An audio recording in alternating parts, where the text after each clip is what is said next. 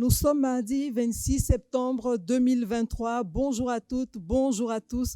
Bienvenue à Tout savoir sur votre rendez-vous hebdomadaire d'information et de sensibilisation sur des sujets liés à l'action gouvernementale, mais également sur des sujets d'actualité. Vous le savez, la Côte d'Ivoire se prépare activement pour le Salon international de l'agriculture et des ressources animales d'Abidjan, SARA 2023. Et justement, à la veille de ce grand rendez-vous, notre tribune de ce jour s'intéresse à la question de la souveraineté alimentaire de la Côte d'Ivoire, un sujet d'actualité. Qu'entend-on par souveraineté alimentaire? Quels sont les objectifs de la Côte d'Ivoire sur le sujet? Qu'est-ce qui est fait justement pour l'atteinte de ces objectifs? À quel stade en est le pays? Souveraineté, autonomisation, souveraineté, autosuffisance, autonomie alimentaire, est-ce que ces notions sont les mêmes? Voici quelques questions et bien d'autres qui seront adressées tout à l'heure à notre expert de ce jour dans cette édition de Tout savoir sur consacrée à la politique de la souveraineté alimentaire en Côte d'Ivoire. Et nous avons l'honneur de recevoir aujourd'hui pour en parler professeur Angui Kwasi Tehua Pascal. Il est le directeur général des productions et de la sécurité alimentaire au ministère d'État, ministère de l'Agriculture et du Développement rural. Dès son ascension à l'indépendance, la Côte d'Ivoire a fait le choix de reposer son économie sur le secteur agricole. Pour mettre en œuvre ce choix, le pays a élaboré plusieurs plans quinquennaux, dont le plus important est le plan national d'investissement agricole. Entendez par là le PNIA, qui est aujourd'hui à sa deuxième génération, au PNIA 2, avec le programme des résultats tangibles ont été atteints.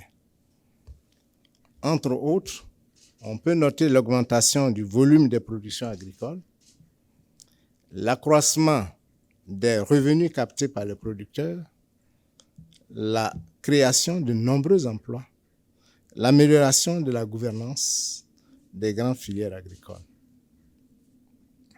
À titre d'illustration, le rapport de la BCEAO, Banque centrale de l'Afrique de l'Ouest, sur la situation économique de la Côte d'Ivoire, à la fin décembre 2022, indique que le secteur primaire a connu une progression de près de 5,1% en 2022, contribuant ainsi au regain du taux de croissance économique de la Côte d'Ivoire. En particulier, en 2022, les cultures céréalières ont progressé d'environ 3,3%, et les tubercules et bananes plantains de 4,8% par rapport à l'année 2021. La sécurité alimentaire est un concept aujourd'hui utilisé dans les politiques agricoles, ensemble avec celui de souveraineté alimentaire. Pour assurer le besoin fondamental des populations, l'alimentation est garantie donc la vie et le développement.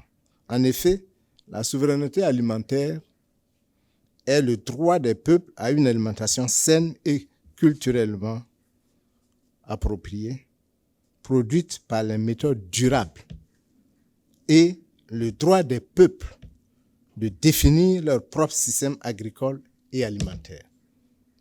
En vue de lutter efficacement contre la faim et la malnutrition en faisant de l'agriculture et de l'alimentation un axe prioritaire,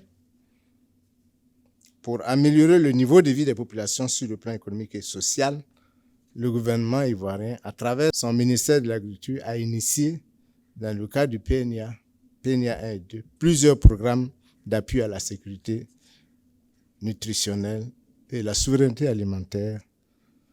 Ce programme agricole de deuxième génération est mis en œuvre depuis 2020 sous la houlette du ministre d'État, ministre de l'Agriculture et du Développement rural, M. Kobina Kwasi Ayumale. Dans vos propos liminaires, on a beaucoup entendu parler de souveraineté alimentaire et sécurité alimentaire. Alors, moi, j'aimerais savoir, c'est quoi la différence entre la souveraineté alimentaire et la sécurité alimentaire? Mais je commence par la souveraineté alimentaire.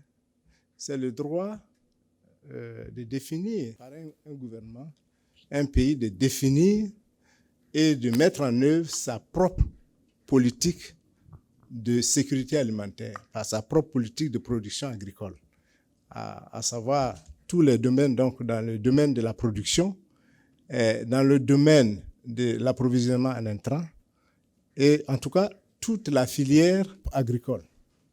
Donc, et au niveau de la sécurité alimentaire, donc, c'est produire suffisamment, donc produire en quantité suffisante pour l'alimentation des populations. Et là, donc, la sécurité alimentaire implique une certaine sécurité en termes d'approvisionnement, en termes de qualité, et donc avoir donc cette nourriture à tout moment disponible. Sécurité alimentaire en Côte d'Ivoire, est-ce que vous êtes satisfait aujourd'hui? Parce qu'on constate qu'en Côte d'Ivoire, on continue de tout importer, même le riz. Oui, c'est vrai, on continue d'importer du riz, mais le gouvernement travaille à mettre en place des politiques afin justement d'être autosuffisant en riz. En termes de production du riz, vous savez que nous n'arrivons pas pour l'instant à satisfaire, nous satisfaisons à peu près la moitié, et la moitié, nous sommes obligés d'importer, et c'est pourquoi des dispositions sont en train d'être prises au niveau du gouvernement, au niveau du ministère de l'Agriculture et du Développement rural, et aussi à travers donc l'ADRI, de mettre en place un système de production de riz qui puisse nous permettre d'atteindre donc une certaine autosuffisance en riz. Tout savoir sur la politique de la souveraineté alimentaire, c'était notre sujet de ce jour. Et nous recevions le professeur Anguille Kouassi Tehua Pascal. Il est le directeur général de la production et de la sécurité alimentaire au ministère d'État, ministère de l'Agriculture et du Développement rural. Merci à tous et à toutes d'avoir été des nôtres. Rendez-vous certainement le mardi prochain pour une autre thématique.